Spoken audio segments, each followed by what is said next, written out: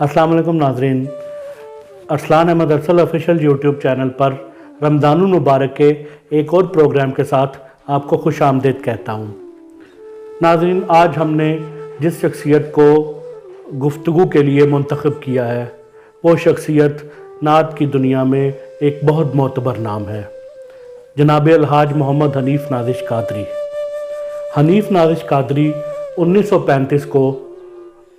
गग्गोमाल में पैदा हुए और वो हिजरत करके 1947 यानी 1947 में कामोकी आए और अपनी उम्र का बेशतर हिस्सा कामोकी में गुजारा। हनीफ़ नाज़िश कादरी नात की दुनिया में ऐसे शाहसवार हुए हैं जिन्होंने अपना नातिया काम उम्र के बहुत हिस्सा गुजर जाने के बाद शुरू किया। 1984 में शुरू किया और वो भी हादसाती तौर पे शायरी की तरफ आए।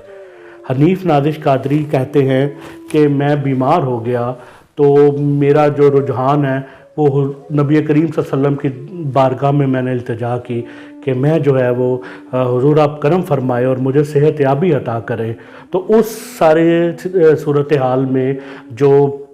मुझे सबसे पहला शेर अता हुआ, कहते हैं मैं कभी कभार तफन्नुन तबा के लिए शेर कह लेता था, लेकिन जो बाकायदा पहला शेर कहा वो 1984 में कहा, यानी तकरीबन 50 बरस की उम्र में उन्होंने पहला शेर कहा। और वो शेर कुछ यूँ बताते हैं कि उसका दस्ते मरमरी दस्ते शिफा हो जाएगा,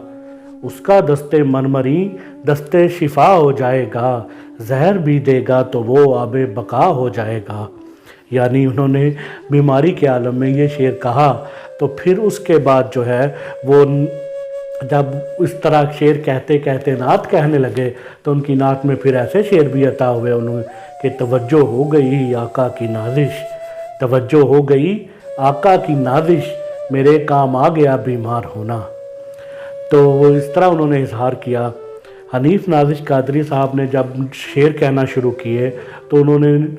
तकरीबन तमाम असनाफ में इकट्ठा शेर कहना शुरू किया, यानी नात कहना शुरू की तो उर्दू और पंजाबी दोनों ज़बानों में शुरू की, गज़ल कहना शुरू की तो उर्दू और पंजाबी दोनों ज़बानों में कहना शुरू की, सराइकी में भी कुछ कहा लेकिन वो बहुत थोड़ा है। और उसके अलावा उनकी एक ऐसी खूबी जिससे बहुत कम लोग वाकिफ़ हैं, वो उनकी शेरी सिंस जो है, जिन्होंने मज़ाहिया शायरी भी लिखी और बहुत लिखी, उसका भी एक वाफिर हिस्सा वो मौजूद है जो उन्होंने लिखा। बल्कि वो मुझे बताते थे कि दाना मंडी के नाम से उनका बाकायदा एक पूरा मजमूआ तैयार है, दाना मंडी के नाम से, और उस पर गालिबन शायद अनवर मसूद साहब ने कुछ लिखा भी हुआ है।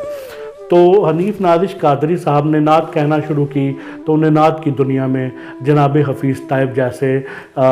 उस्ताद की सोबत मुयस्सर आई और हफ़ीज़ ताइब साहब ने उनकी शख्सियत को, फिर उनका जो शेरी फ़न और शेरी ज़ौक़ था उसको बहुत ज़्यादा निखारा। तो नाज़िश साहब ने ताइब साहब से फ़न कशीद करके तो उसमें जो है वो अपना उसलूब इस तरह शामिल किया कि वो ख़ास व आम में यकसा मकबूल हुआ। चूँकि नाज़िश साहब का एक बहुत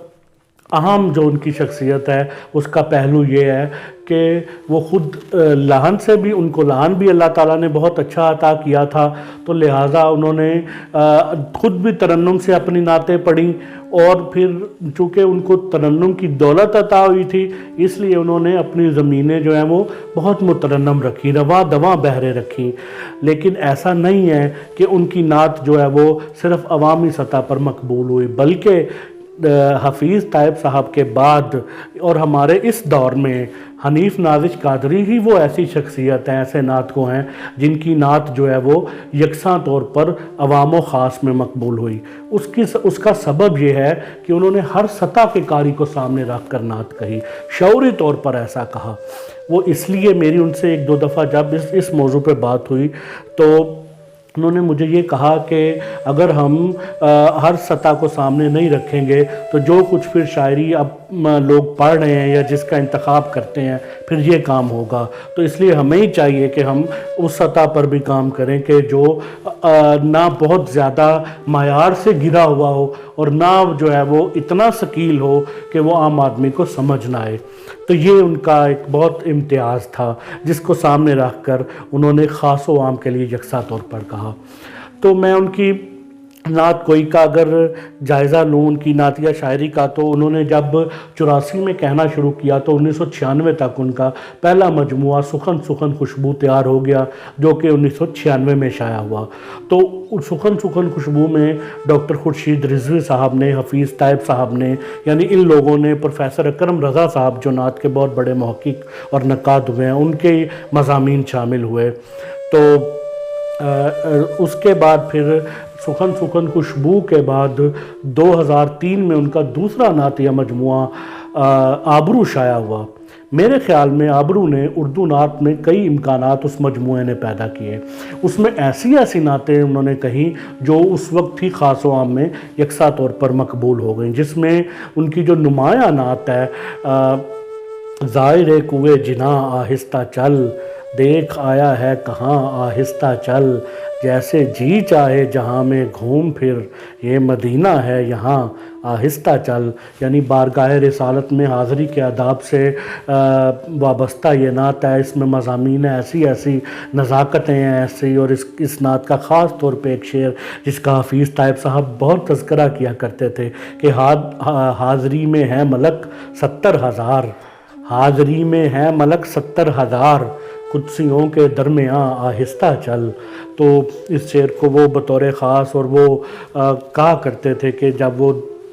حاضری کے لیے وہاں حاضر ہوئے تو حنیف نازش قادری صاحب کی یہ نعت ان کے لب پر رہی وہاں پر۔ تو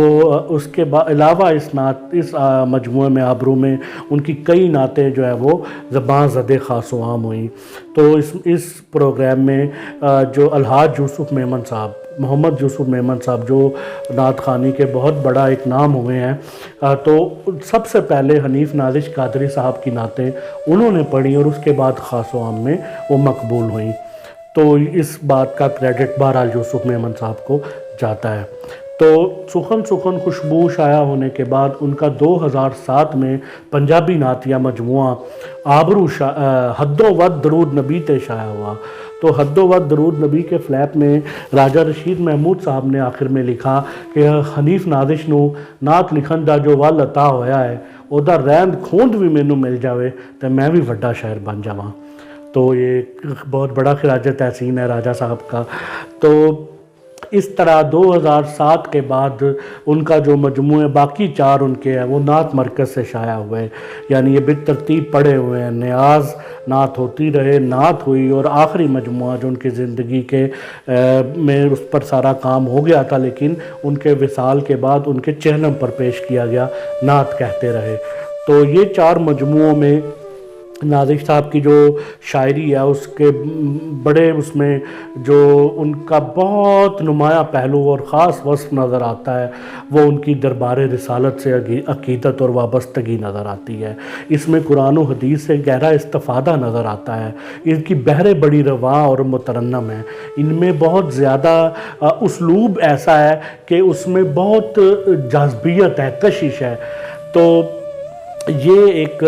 ایسی ان کی خاص بات ہے کہ ان مجموعوں میں ان کی نعتوں کے جیسے آخری 3 مجموعوں کے خاص طور پہ نام ہے کہ نعت کہتے رہے، نعت ہوئی، اور نعت ہوتی رہے، یعنی ان کی نعتیں ہیں جن کی ردیفوں کا ایک ایک ٹکڑا جو ہے وہ نعتیہ مجموعوں کے یہ سرنامے ہیں۔ ان کے بعد بھی ان کا کافی کام جو ہے وہ موجود ہے، جس کو انشاءاللہ اب کتابی شکل میں شائع کیا جائے گا۔ تو حنیف نازش قادری صاحب کاموں کی میں بہت عرصہ انہوں نے، یعنی جب میں نے جیسے ابتدا میں عرض کیا کہ ہجرت کر کے کاموں کی میں آئے، تو اس کے بعد ان کی زندگی کے آخری عرصے میں ان پر کچھ مشکلات بھی آئی، لیکن میں نے انہیں بڑی مشکل میں بہت زیادہ آرام و سکون میں پایا ہے، بہت مطمئن پایا ہے، اور ان کو یہی کہتے پایا کہ اللہ خیر کرے گا، اور خیر ہوئی پھر۔ اور میں نے ان کو گھبراتے ہوئے نہیں دیکھا، میں نے ان کو پریشان نہیں دیکھا، اور کاموں کی میں حنیف نازش قادری صاحب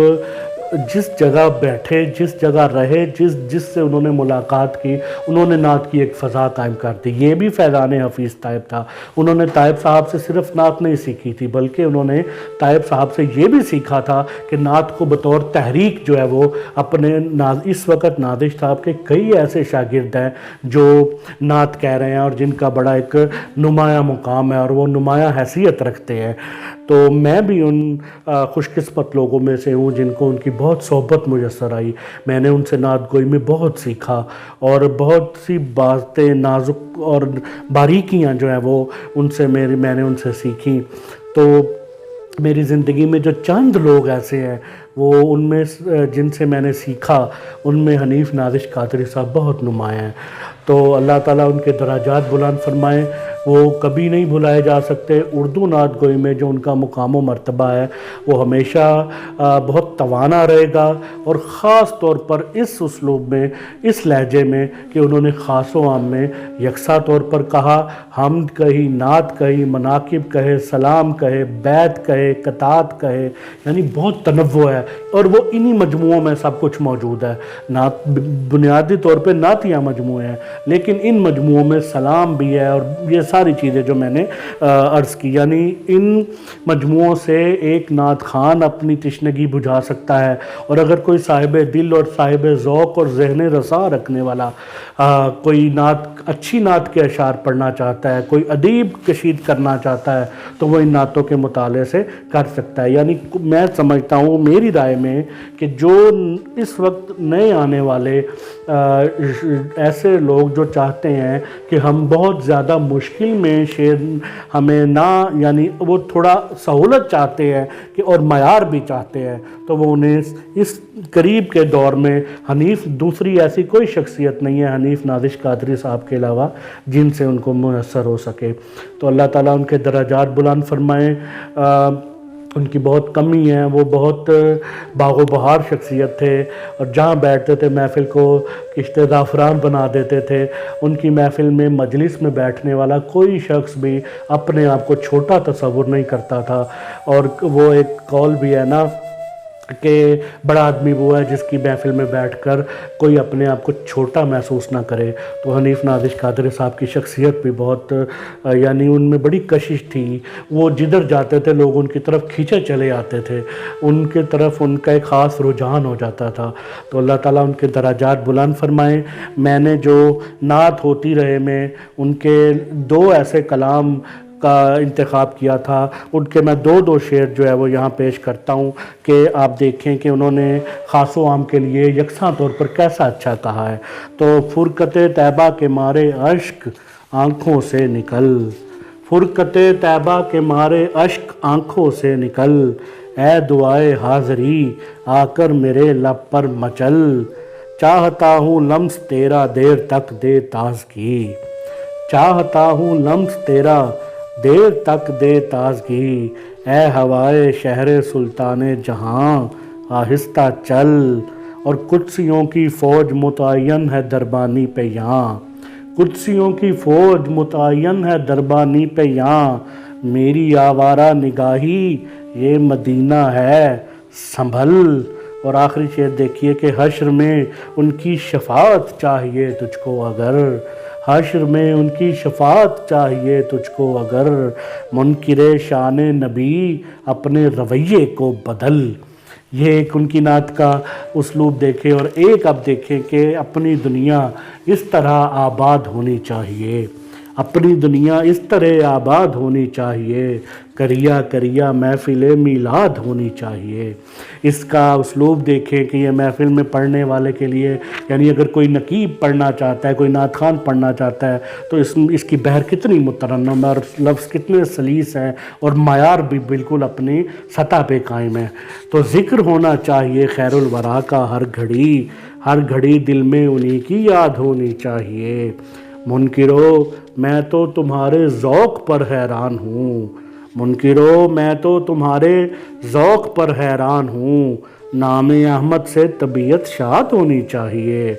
اور سنتے جائیں اور کہیں صلی اللہ صلی اللہ، نعت کے شعروں پہ ایسے داد ہونی چاہیے۔ اور فرض مدحت جو ادا کرتی رہے نازش کے بعد، اے خدا ایسی میری اولاد ہونی چاہیے۔ تو یہ دو نعتیں میں نے آپ کو نمونے کے طور پر جہاں پیش کی کہ انہوں نے خاص و عام کے لیے کیسا اچھا کہا ہے، تو انہوں نے اپنے کلام کے شارحین پیدا کرنے کی کوشش نہیں کی، انہوں نے نعت سے لوگوں کو اس ماحول میں دیکھا کہ لوگوں کو جو ہے وہ ضرورت ہے کہ ان کو دونوں سطح پر ان کے کہا جائے کہ محفل میں بھی وہ معیار پڑھے، اور جو شعر کا جو ادبی ذوق رکھنے والے ہیں وہ بھی ان پر یہ نہ کہہ سکے کہ نازش صاحب بڑے نعت کو نہیں تھے۔ تو میں ان باتوں کے ساتھ اجازت چاہتا ہوں، کل انشاءاللہ ایک نئے پروگرام کے ساتھ آپ سے ملاقات ہوگی، کل تک کے لیے اجازت دیجیے، اللہ حافظ۔